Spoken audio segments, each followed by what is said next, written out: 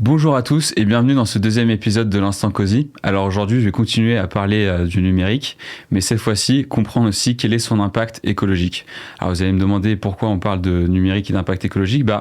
Tout simplement parce que le numérique compte pour 4% des émissions d'effets de serre annuelles. Et si on est encore plus précis, la publicité, par exemple, compte pour 11,5 millions de tonnes de CO2 émis par an. Et même en fait, la manière dont on conçoit les sites web ces dernières années, même depuis ces 30 dernières années. En fait, nos sites, notre webpage sont de plus en plus lourdes, dues par les vidéos qu'on met dessus, le type de code, les images, et ça, en fait, ça émet différents types de requêtes, et du coup, ça a un impact beaucoup plus conséquent. Donc aujourd'hui, en fait, pour parler de tout ça, je vous propose en fait de faire le point dans l'Instant Cosy.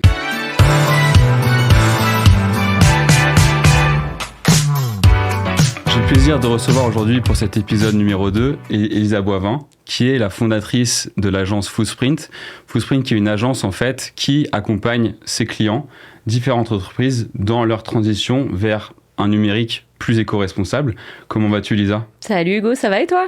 Ça va très bien, écoute, je suis très content de t'avoir avec moi aujourd'hui. Ravi d'être là. Il y a eu récemment cette tendance avec l'intelligence artificielle de créer tes starter packs. Ouais.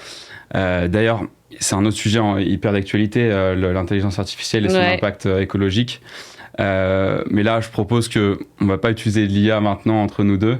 Je te propose d'ailleurs, un peu comme un icebreaker, de toi faire ton starter pack et de voir en fait quelles seraient les 2-3 choses, si je devais décrire Elisa Boivin aujourd'hui, que tu mettrais en fait dans ton starter pack. Perso, je t'aurais dit une tasse de café, une paire de bottes de rando et un livre de science-fiction. Ok. Et pro, qu'est-ce que je te dirais ?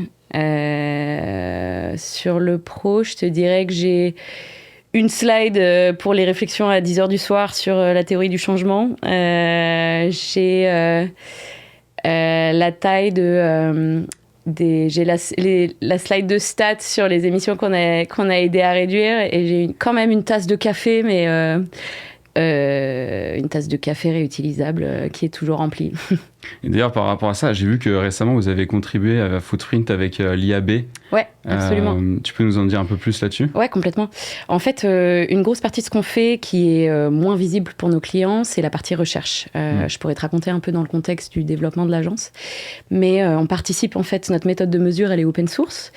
Et on participe activement à différents collectifs, différents groupes de travail sur l'élaboration d'une norme dans le secteur du digital. Donc, on travaille avec l'IAB Europe, notamment sur les nouveaux référentiels qui viennent d'être sortis, avec plein d'entreprises du secteur de la tech, les GAFAM, certaines grosses entreprises du secteur privé aussi.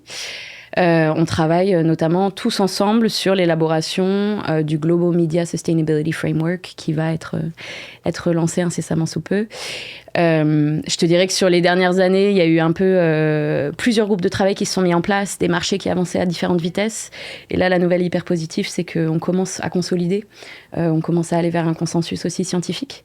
Et donc, on est hyper fiers et hyper contents d'avoir pu collaborer avec l'IAB dans ce contexte-là. Franchement, c'est super Je trouve qu'ils ouvrent les portes comme ça à ce qu'il y ait plein d'agences qui puissent contribuer justement à établir des nouvelles normes. Et en fait, je voulais te parler aussi, avant de tomber dans le sujet de l'impact écologique, etc., il y a ce mot décarboner. Et je voulais savoir, qu'est-ce que c'est concrètement pour toi décarboner le digital ? C'est une bonne question. Déjà, c'est une prise de conscience. C'est de se dire que si l'Internet était un pays, ce serait le 5e plus gros pollueur du monde. Donc en fait, c'est des impacts qui sont intangibles pour nous. Une des premières questions que j'ai des clients, c'est mais qu'est-ce qui fait que ma campagne pollue en fait ? D'où ça vient ? Donc la première chose, c'est vraiment de pouvoir mesurer, de pouvoir visualiser, rendre tangible finalement ces impacts. C'est vraiment la première étape vers décarboner. Ensuite, c'est de se rendre compte comment, dans ma chaîne de valeur, est-ce que mes émissions sont découpées ? D'où elles viennent ? Quels sont les gros facteurs ? Qu'est-ce qui fait que ? Pour identifier finalement par où commencer et concrètement quel type d'initiatives peuvent être mises en place pour réduire ces émissions carbone. Et à la fin, en fait, et surtout, en fait, le décarboner le digital, c'est une démarche d'efficience énergétique. Ça veut dire réduire le gâchis énergétique de nos sites internet, de nos plans médias, pour aller vers plus d'efficience. Tu vois, tu parlais des pages des sites internet tout à l'heure. Il faut se dire qu'une page aujourd'hui, elle est 10 fois plus lourde qu'une page il y a 5 ans, et qu'on optimise beaucoup vers la puissance, vers la vitesse, etc.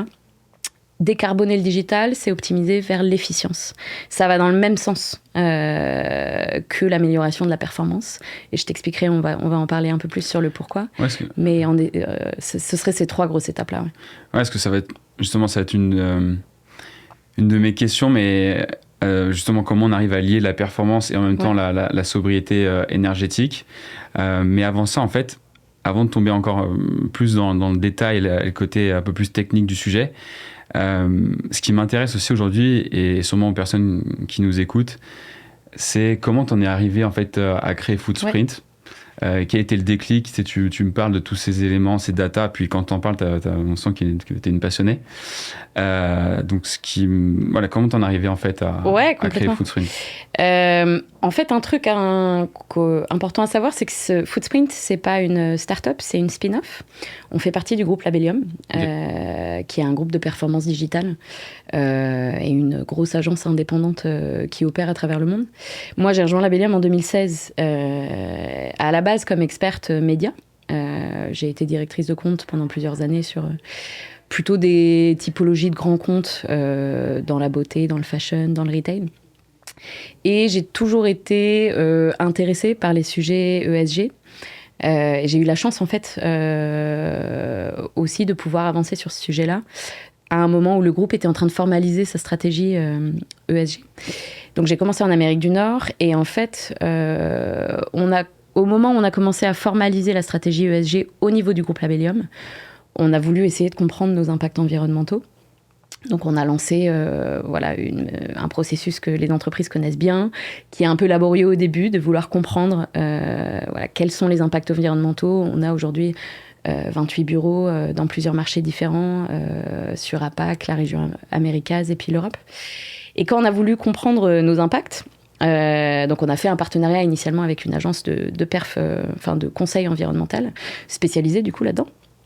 Et on s'est rendu compte qu'on était évalué sur nos bureaux, nos équipements informatiques, comment nos collaborateurs se déplaçaient pour venir au bureau, nos locaux, etc. Surtout que j'imagine que tu as plein... Enfin, j'imagine que tu as plein de choses auxquelles tu n'as jamais pensé, qui ont un impact... Ah bah complètement. Là, c'était la première fois que les collaborateurs devaient commencer à regarder le gâchis ou les déchets chaque semaine. Enfin, il y a énormément de points de data à collecter. La première fois, c'est un peu impressionnant. Et puis, en fait, tu automatises et puis ça devient un processus un peu standardisé d'année en année. Mais surtout, ce qui nous a choqués, c'est que on s'est rendu compte que n'étaient pas mesurés nos impacts, finalement, liés à notre cœur de métier, liés à l'achat média. Donc au début, on s'est dit que c'est que nos partenaires n'avaient peut-être pas compris notre cœur de métier. On les a beaucoup challengés, on a challengé d'autres acteurs sur le marché. Et la réponse qu'on a eue, et ça c'était en 2019-2020, était en fait plutôt uniforme sur le marché. C'est pas qu'ils n'avaient pas compris ce qu'on faisait, c'est qu'aujourd'hui, il n'y avait pas de méthode standardisée et normée pour pouvoir le mesurer. Donc en fait, ça en tant qu'agence de perf, parce que Labellium à la base c'est quand même un groupe de performance, ça nous a vraiment titillé et en fait on a commencé à creuser du coup, à vouloir comprendre pourquoi, est-ce que c'était quantifiable, est-ce que c'était mesurable. Et à ce moment-là de l'histoire, il y avait plusieurs groupes de recherche qui avaient commencé les recherches, notamment sur le marché français qui est un peu en avance par rapport à ça. C'est super d'ailleurs, on est ravis. Et voilà, et donc en fait, 6 mois de recherche plus tard, on s'est rendu compte que les impacts étaient très probablement énormes, qu'il y avait un rôle à jouer en tant qu'agence de pouvoir contribuer à l'élaboration de la méthode de mesure. Pourquoi ? Parce qu'on comprenait très bien la chaîne de valeur et l'activité d'achat média. Et on s'est rendu compte surtout que derrière ça, c'était une démarche d'efficience et on a en fait plutôt rapidement vu les bénéfices que ça pouvait apporter en termes de performance aussi, parce que on s'en parlera un peu plus en détail, mais efficience énergétique va avec efficacité média la plupart du temps. Et donc, quand on s'est rendu compte qu'il y avait une compétence à construire, tout de suite, on en a créé une agence, on en a créé une expertise et un pôle de compétences à part au sein du groupe. Et c'est comme ça qu'est né Footsprint, en fait. Quelle est votre approche ? Comment vous faites, en fait, pour mesurer mon impact qu'est-ce que vous allez regarder en premier? Est-ce qu'il y a une méthode Footsprint ou est-ce que... Alors, il y a pas une méthode Footsprint dans le sens où on fait partie de collectifs, de groupes de travail. Mais dans ce qu'on mesure, je peux te répondre en plusieurs parties. Je vais essayer de pas trop jargonner, mais corrige-moi si je le fais. La première chose, c'est de se dire il y a 3 grosses sources d'émissions. Quand on va regarder, par exemple, ton activité en marketing digital, tu vas avoir les data centers, les réseaux télécoms et les terminaux.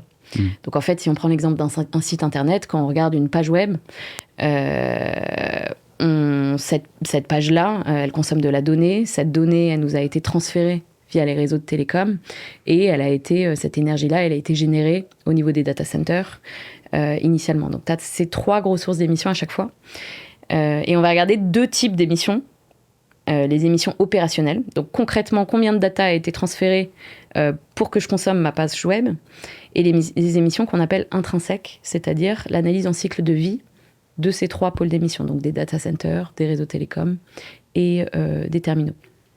Pour la faire simple, on va en fait pour un indicateur de performance à la fin qui est par exemple l'impact carbone de ta visite sur la page web, on va regarder la quantité de données transférées à travers ces 3 sources d'émissions-là. Et on va aussi incorporer, parce que c'est une démarche sustainability clé, l'analyse de cycle de vie, pour être sûr de bien comprendre les ordres de grandeur, les émissions intrinsèques en fait, liées à la fabrication, à la fin de vie, etc., de ces 3 sources d'émissions-là. C'est quand même pas mal de choses à regarder. C'est quand même assez complexe. C'est pour ça que ça ne s'invente pas. C'est pour ça qu'on a passé des années de recherche aussi. Et après, donc pour la faire simple, pour rentrer dans un vocabulaire plus média, aujourd'hui, tu vas avoir, quand on lance une campagne vidéo, par exemple, sur TikTok, je dis n'importe quoi, tu vas avoir des gros facteurs d'émission qui font que ta campagne pollue plus ou moins. Il y en a un qui va être la taille du créatif. Le poids du créatif, c'est assez intuitif de se dire. Des best practices, excuse-moi, en termes de...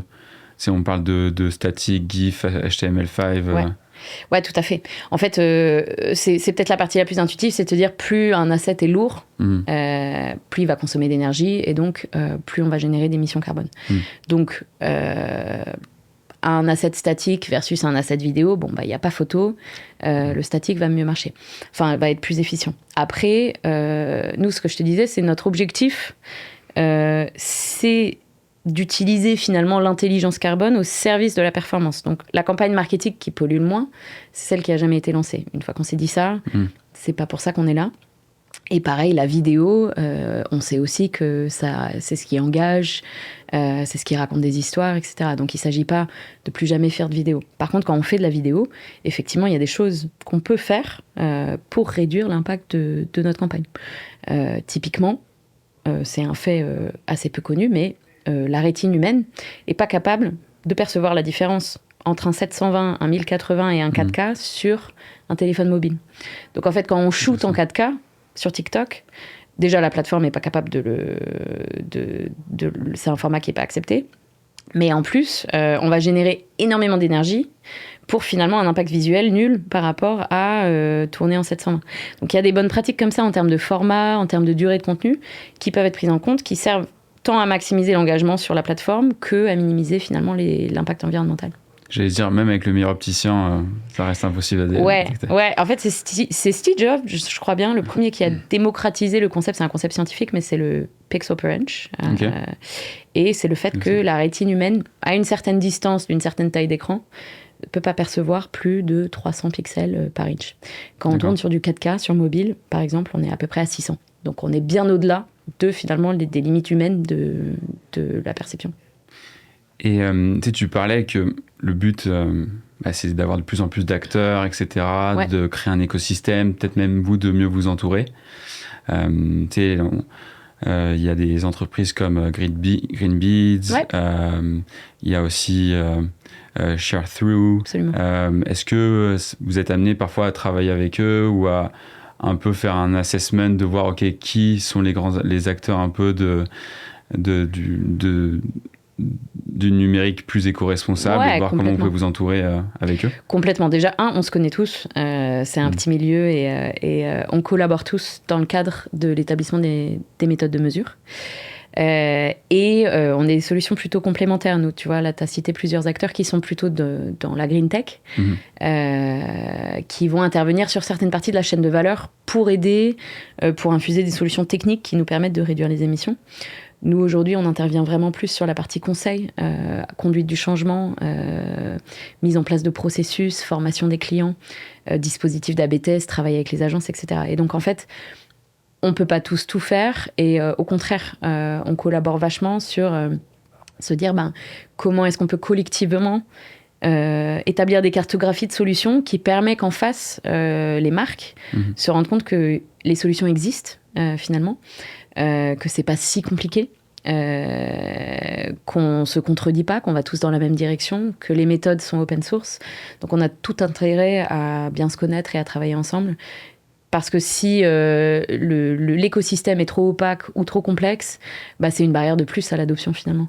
Déjà, au début, le jargon employé, il est déjà un peu complexe. C'est ça. Si en plus vous mettez des bâtons dans les roues, ça n'arrive à personne. Donc non, c'est un écosystème assez bienveillant, collaboratif. Et encore une fois, on se connaît tous plutôt très bien. Ouais. Et on parlait de maturité. Et il n'y a pas encore cette maturité digitale, je pense, encore à être prêt à bifurquer, je te dirais, la stratégie digitale pour intégrer plus cette dimension éco-responsable, même si ça va tendre à aller vers ça. Ouais. C'est quoi ton approche exactement? Parce que j'imagine que c'est un challenge, tu dois tomber sur ce genre d'entreprise qui ils veulent voir, ils sont curieux, mais ils ne sont pas encore sûrs parce qu'ils n'arrivent pas encore à être convaincus, en fait. Et c'est sûr que ça peut faire peur. Tu vois, je parlais de projet de transfo tout à l'heure, etc. Mais en fait... commencer, c'est assez simple. Et généralement, il faut faire une première étude de cas pour que le client arrive à conceptualiser plusieurs choses. Un, les gains de performance. Et pourquoi ça va? Il ne s'agit pas de reprioriser ses priorités digitales, mais plutôt de se dire qu'on utilise ce qu'on fait nous comme catalyseur de performance, qui va vraiment venir nous aider à maximiser l'impact, parce qu'en fait, au final, il s'agit d'éliminer le gâchis de nos plans médias, donc du gâchis énergétique, du gâchis d'impression, par exemple, qui ne servent pas à notre performance, et du gâchis budgétaire, du coup, associé. Donc, tout le monde veut finalement la même chose. Il y a des co-bénéfices qui sont très clairs. Il s'agit juste, dans un premier temps, d'en faire la preuve et d'arriver à voir par ses propres yeux, finalement, ces impacts-là. La deuxième chose, c'est de se dire que ça ne nécessite pas, du coup... On vient pas mettre une couche supplémentaire d'un processus hyper complexe, sachant que nos clients ont des journées super bien remplies, leurs agences aussi. Donc, au contraire, l'idée, c'est de se dire comment est-ce qu'on va infuser cette data-là de manière très simple pour que ça puisse venir empower, autonomiser les équipes à agir. De manière hyper simple, aujourd'hui, tu as des équipes médias qui cherchent à maximiser la performance de leur campagne en minimisant leurs coûts unitaires. On cherche à minimiser, sans jargonner, mais tu vois, nos coûts par 1000 impressions, nos coûts par vue, nos coûts par vente. Nous, on fait tout le travail de setup pour que tout soit simple, finalement, et qu'à la fin de la journée, on ait juste des nouveaux indicateurs comme les coûts carbone par 1000 impressions, par clic, par vente. Et donc, la mission, c'est de se dire, voilà, on continue notre processus d'optimisation de la performance comme on le faisait avant. Et de la même manière qu'on essayait de maximiser notre performance en minimisant nos coûts unitaires, et là, on va faire exactement la même chose, mais en intégrant cette nouvelle métrique qui sont les coûts carbone et qui vont en fait dans le même sens que le reste. Et en fait, une fois que la visualisation est facile et accessible aux équipes, on se rend compte que c'est pas un processus en plus, c'est vraiment juste des nouveaux indicateurs, un nouveau prisme par lequel on va pouvoir voir l'efficience de nos campagnes. Et du coup, la transformation se fait petit à petit, assez naturellement et assez organiquement, sans que ce soit quelque chose, un temps passé énorme, par exemple, côté client. Donc, je te dirais que c'était la version longue de la réponse à ta question, mais ça commence par une étude de cas, généralement, qui permet de faire l'expérience de ce processus-là, de se rendre compte que c'est pas si compliqué. Et généralement, ressortent de cette étude de cas-là plein de questions, de se dire mais pourquoi on n'a pas fait ça avant?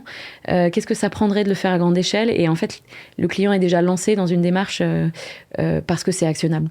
Comment ça intégré justement dans le rapport du client exactement? Est-ce que c'est quelque chose qui est sous forme de dashboard live? Est-ce que c'est quelque chose que... Et même, j'allais dire, le client ensuite, pour qu'il aille chercher plus de financement, disons, pour pouvoir aller explorer toutes les offres de services que vous avez, est-ce que vous allez l'aider aussi à communiquer ces nouvelles métriques à l'interne pour l'aider et s'assurer que derrière, il y a un alignement pour aller plus vers ce côté éco-responsable? Premier élément de réponse sur où vit la donnée. Nous, on a beaucoup investi pour en fait pouvoir avoir une solution plutôt agile en se disant la donnée vit là où il faut qu'elle vive pour qu'elle soit actionnable rapidement. Donc, on a certains clients, on a développé une solution SaaS. Pour certains de nos clients, avoir une solution plug and play en SaaS à laquelle ils ont accès, qu'on a travaillé pour pouvoir justement visualiser des KPI médias et environnementaux côte à côte, c'est ce qu'il y a de plus simple. Pour d'autres, ils vont dire non, attends, moi j'ai formé toutes mes équipes à regarder ma donnée centralisée ici. J'ai mon Power BI. N'y touche pas, s'il te plaît. Ouais. Et là, du coup, l'objectif, c'est d'infuser la data dans ces dashboards-là pour que la donnée, pour pas changer les processus finalement avec lesquels ils travaillent avec leurs équipes.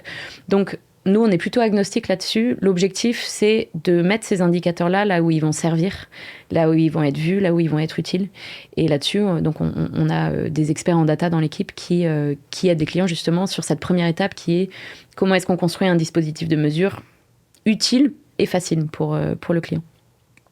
Sur après, la communication des chiffres en interne, complètement. En fait, on sait très bien que l'étude de cas, c'est vraiment que la première étape. Ensuite, il s'agit de former, de sensibiliser, de construire un momentum en interne. Donc, il y a plein de façons de le faire. Mais généralement, ça va aussi gagner le sponsorship des équipes sustainability qui s'y retrouvent parce que c'est aujourd'hui un silo qui existe encore où tu vas avoir des entreprises très engagées qui ont un programme sustainability très mature, mais où le digital n'est pas encore inclus parce qu'on ne savait pas faire avant. Et donc là, ça permet de créer une première passerelle. Et tu as des équipes en fait des deux côtés qui sont hyper enthousiastes. Un, parce que les équipes digitales ont en fait généralement très envie d'être liées aux objectifs RSE d'un groupe parce que c'est des valeurs qui leur parlent. Oui, puis souvent, les groupes, maintenant les grands groupes, ont de plus en plus cet objectif de carbone zéro, complètement. Neutralité. Ils vont avoir des objectifs net zéro dans lesquels le digital va devoir faire partie et les réglementations vont dans ce sens-là. Donc, il y a déjà parmi ces groupes-là une sensibilisation qui est là. Et donc, en fait, ce qu'on va faire post-étude de cas, c'est on va aller montrer les résultats. On va aller montrer, parce qu'il y a deux chiffres qui choquent, il y a visualiser pour la première fois tes impacts. Au début, quand tu sais pas, tu sais pas. Donc, une fois que tu sais, c'est difficile de plus voir. Et là, j'imagine, parce que tu arrives, tu fais ta présentation, ton reporting, tu lui dis, voilà, vous émettez X, je sais pas, poids. 600 tonnes, voici votre par impact exemple, écologique. Mais du coup, tu dois le convertir un peu tu dois faire une analogie pour leur montrer exactement qu'est-ce que ça représente. On parle beaucoup en aller-retour Paris-New York, par exemple, pour quantifier, ou sur la quantité de carbone absorbée en moyenne par X arbres sur une année. Tu vois. Là, ça doit choquer. Là, ça choque, Bah, là, ça choque parce que des fois, tu te parles de centaines, voire de milliers d'allers-retours Paris-New York. Et en fait, c'est des impacts dont on n'avait pas conscience. Donc, encore une fois, on n'est pas là pour alarmer, nous, on est là pour se dire, voilà, l'impact, il est là, il est tangible. La bonne nouvelle, c'est que en faisant ça et ça, qui finalement vont aussi servir ta perf, on peut visualiser des potentiels de réduction, des scénarios de réduction, et ça, c'est ce qu'on aide vraiment les marques à faire, en disant, voilà, il y a un potentiel de réduction de 30%, 40% sur les émissions générées par ta campagne, via et pas 12, mais 2 ou 3 optimisations qui peuvent être faites, qui sont actionnables, qui sont concrètes. Et donc, ça démystifie beaucoup aussi. Et généralement, c'est sur cette partie-là de la discussion qu'on commence ensuite à parler de projets à plus grande échelle que juste le pilote. Et encore une fois, je sais qu'on a parlé et tu as dit plusieurs fois que vous arriviez à lier performance et sobriété énergétique. Est-ce que tu dirais... Est-ce que j'imagine pas toutes tes campagnes, ou si peut-être que toutes tes campagnes ont monté une meilleure performance. Tu veux que je te l'illustre un peu sur comment ça marche? Mais en fait, ce que j'essaie de comprendre, c'est parce que tu peux aller, si je prends l'exemple de la publicité, tu peux aller vers des publishers qui émettent moins d'impact carbone. Mais derrière, comment tu t'assures à ce que ce publisher, je fais du franglais, mais match ta target, ton public cible, et en même temps t'assurer derrière que tu vas avoir un engagement qui reste élevé. Je vais te prendre 2 exemples et tu vas me dire si ça te parle. Le premier, et c'est le plus intuitif à comprendre, c'est si on prend l'exemple d'un site internet. Ouais. Qu'est-ce que ça veut dire réduire l'impact carbone d'un site internet? C'est réduire la quantité de données transférées sans impacter l'expérience utilisateur. Donc, comment est-ce qu'on fait pour enlever tous les points de friction, toute la donnée qui cherche pour rien, de la manière dont le site est développé, codé, etc., au front-end, à la partie design, etc. Quand on fait ça, mécaniquement, qu'est-ce qu'on va faire? C'est qu'on va en fait alléger le site internet. Et encore une fois, en faisant bien attention, c'est pour ça qu'on s'ancre beaucoup dans une démarche de CRO aussi, en faisant bien attention à ne pas toucher à ce qui fait l'expérience utilisateur. Bon, mais une fois que tu as allégé ton site internet, qu'est-ce qui se passe? C'est que mécaniquement, il va aussi charger plus vite. Et comme il y a une corrélation assez directe entre la vitesse de chargement et le taux de conversion, en fait, ces indicateurs-là vont... Puis Google reconnaît ça aussi complètement. En termes de SEO. C'est ça. Donc en fait, ces indicateurs-là vont dans le même sens. Donc réduire l'impact carbone de ton site internet, c'est une démarche qui va viser à alléger ton site, donc il va charger plus vite, et donc tu vas avoir une meilleure expérience utilisateur qui se traduit par des meilleurs taux d'engagement, des meilleurs taux de conversion. Donc ça, c'est relativement facile à prouver si tu veux. Tu peux quantifier la réduction du poids de la page, la réduction des émissions carbone générées par page visitée, l'amélioration de la vitesse de chargement de la page, du taux de conversion derrière. Et on a des chiffres pour démontrer ce qu'on fait. Okay. Faudrait que j'explore. Ouais, ben on regarde ensemble avec plaisir. Et puis, pour te prendre un exemple média, aujourd'hui, l'idée, c'est de se dire... On a beaucoup piloté nos campagnes médias au reach, notamment sur des campagnes de branding. On a beaucoup diffusé des impressions pour avoir une part de marché plus importante ou un share of mind chez nos consommateurs, etc. La mécanique que nous, on met en place, c'est une mécanique de pilotage vers l'attention plutôt que vers l'impression. Ce que ça veut dire, c'est qu'on va essayer de maximiser le temps d'attention qu'on a auprès des internautes en diffusant dans des environnements dans lesquels ils engagent avec les publicités. Et donc en regardant à quelles étapes du processus est-ce qu'il y a du gâchis.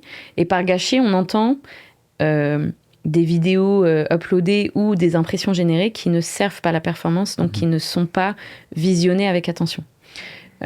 Si je regarde dans le contexte d'une campagne vidéo, par exemple, si on a en moyenne un créatif qui fait 30 secondes et que la durée d'attention moyenne sur notre vidéo est de 3, 4, 5 secondes, en général, l'intégralité de la vidéo va être uploadée. Donc l'intégralité du data va être transférée. Et donc en fait, on a à partir de la 5e seconde déjà un message qui n'est pas visionné par les internautes, mais aussi de l'énergie qui est consommée pour rien. Donc si on arrive à regarder comment est-ce qu'on peut faire en sorte de faire des créatifs qui maximisent tant le temps d'attention que minimiser la partie finalement de gâchis énergétique, mécaniquement, c'est aussi une démarche qui nous aide à faire des créatifs qui ont un plus fort impact. Donc, une meilleure rétention du message, un meilleur taux d'engagement, etc. Si on regarde dans le contexte de la programmatique, par exemple, parce que tu parlais des publishers, et tu parlais de solutions comme Greenbeads, etc., une énorme partie du gâchis énergétique qui est fait sur la programmatique, c'est avant même que la publicité soit visionnée. C'est vraiment au niveau du système d'enchères. Ouais, les requêtes... Ouais, parce qu'on génère énormément de requêtes pour finalement que ces requêtes mènent ou même pas forcément à une impression.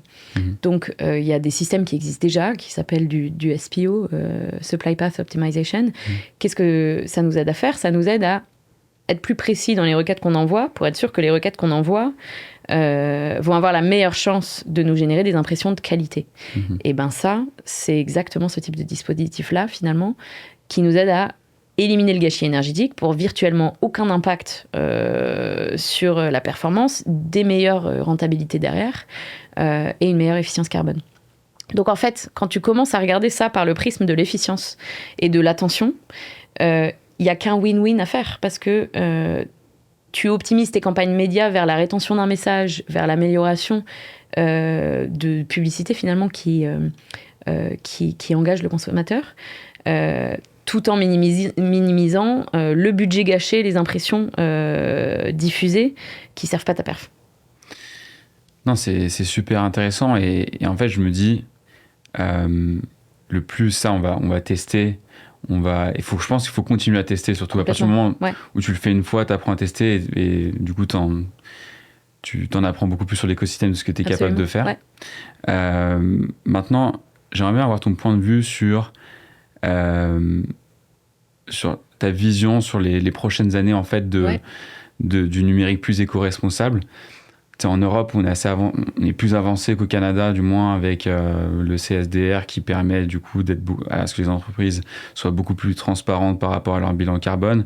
Je ne sais pas exactement où est-ce qu'on est au Canada, honnêtement, mais je me dis qu'il y a des règles, des réglementations qui sont mises en place pour aller justement vers ce choix plus éco-responsable de durabilité. Toi, qu'est-ce que c'est exactement ta vision par rapport à ça sur les prochaines années ? Bon, je te l'ai dit, je suis un peu une optimiste incorrigée, mais je crois que j'en ai besoin dans ce qu'on fait. La CSRD, bon, on a fait un tout petit pas en arrière, enfin petit, sur les derniers mois, parce qu'il y a eu certaines annonces de simplification du processus de CSRD. Mais dans l'ensemble, la CSRD, c'est un pas en avant. Ça ne va pas tout faire. Mais c'est un pas en avant parce que c'est une réglementation européenne qui va forcer les entreprises à regarder les impacts sur toute leur chaîne de valeur. Si on se parle juste, par exemple, du prisme environnemental. Et il y a beaucoup d'autres prismes dans le contexte de la CSRD.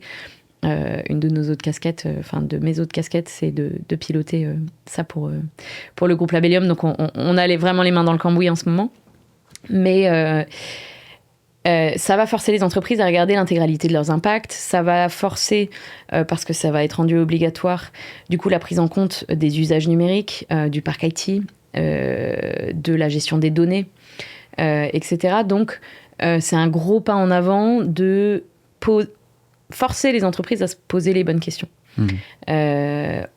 Au Québec, parce que tu en parlais, effectivement, les réglementations arrivent généralement plutôt rapidement après qu'elles aient été introduites en Europe. Je fais partie notamment du collectif du numérique responsable à Montréal, qui est un super collectif très actif qui s'est mis en place il y a une petite année de ça, et qui vise à faire en sorte aussi qu'on ne réinvente pas la roue, c'est-à-dire prendre les enseignements de ce qui se passe en Europe pour essayer de voir à quelle vitesse est-ce qu'on va pouvoir implémenter aussi un cadre réglementaire sur le marché québécois. Il n'y a aucun doute que ça va arriver. La question est plus de quand. Et à mon avis, on se parle d'une échelle de 2 à 3 ans sur le fait que ça devienne vraiment obligatoire et renforcé aussi par la réglementation. Ce qui est une opportunité pour les entreprises de se lancer maintenant pour être sûr que le jour où la mise en conformité est obligatoire, elles s'évitent un cas de figure comme les entreprises françaises en font l'expérience maintenant avec la CSRD, c'est-à-dire de courir, de rentrer dans une course après la montre où il faut se mettre en conformité rapidement.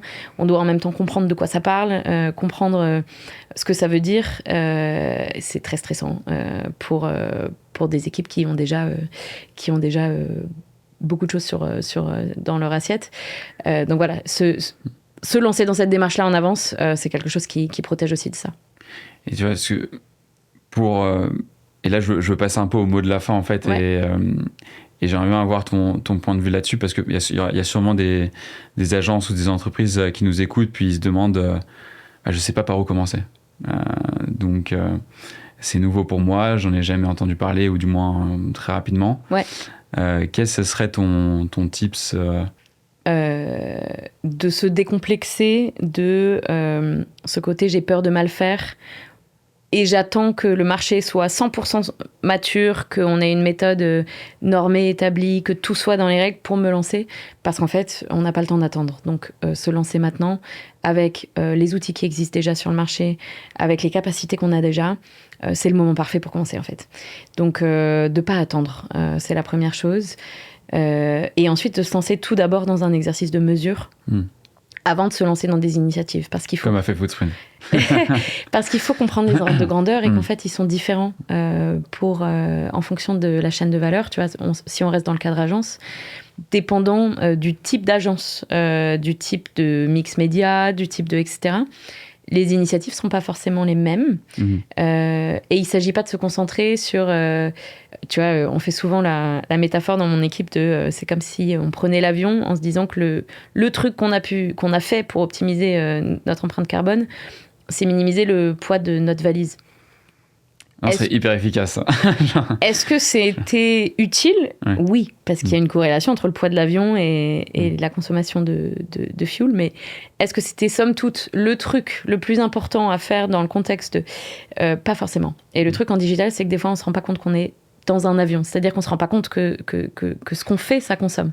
Donc, mesurer, c'est ça. C'est se rendre compte, voilà, sur ma chaîne de valeur, quelles sont mes sources d'émissions pour après se lancer. Et là, c'est rassurant parce qu'il y a plein de choses concrètes qu'on peut faire qui sont pas si dures, qui sont vraiment pas si dures, qui sont très actionnables, qui sont implémentables rapidement. Donc voilà, pas attendre. Il y a un système de mesure, il y a des solutions tech, il y a des consultants qui existent, il y a les solutions à disposition. Et puis commencer par mesurer, ce seraient mes 2 conseils. Ok. Merci Elisa. Merci à toi. Énormément appris. Même là, j'ai dit CSDR, tu m'as appris CSRD. Pardon. Non, mais en vrai, j'ai énormément appris, donc je tenais vraiment à te remercier. Il faut se dire qu'en ESG, on parle qu'en acronyme, donc c'est insupportable. Déjà, dans nos boulots aussi, il y a tout le temps des acronymes. Donc, non, franchement, merci beaucoup. J'espère aussi que vous avez beaucoup appris, que vous avez aimé ce 2e épisode. Et s'il vous plaît, continuez à partager, liker, commenter, parce que le but, c'est toujours de continuer à s'améliorer. Et j'espère vous revoir pour le 3e épisode. En tout cas, encore une fois, merci beaucoup, Elisa. Merci à toi. Passe une bonne soirée.